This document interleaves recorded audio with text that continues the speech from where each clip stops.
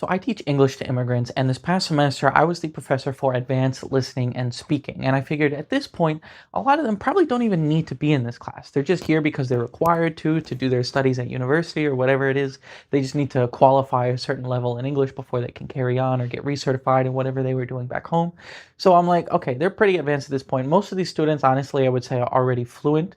So let's give them a real challenge on the final exam. Well, I might have gone too far because every single one of them failed, because this is the listening section that I gave them. To be a man out there and just wanting to tackle someone and just be a dog out there. And it's not always the fact that I've got these lads who are nice on the board that we just play and play and play, like go and smash someone and it comes from me as well. I'm not saying that the other lads have to go and do, because I'm in the exact same boat that that the lads are looking at me as well, say go on then. The team's coming here thinking, oh, I'm gonna win here. Okay, FYI, that was not on their test. Nobody failed. I was just joking about that part. But it is interesting because, like I said, a lot of them really are fluent. Like, I don't think they all needed to be in that class. It was just for the requirements on paper that they needed.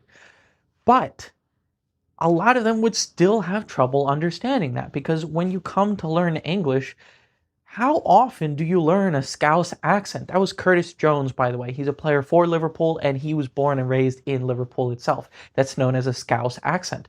It's not something a lot of people hear. So if you're a foreigner or learning English as a second language, it'll be very hard for you to understand that because it's so different from the standards that we usually teach. Obviously, I'm teaching here in America. It makes sense to teach American English. But even if you went to England, how many people would get a class that teaches them how to speak like that?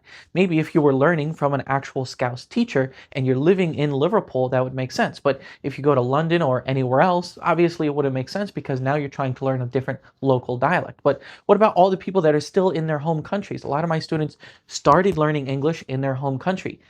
Did any of them even have an opportunity to learn how Scouse people talk? What if someone knows they're going to go to Liverpool?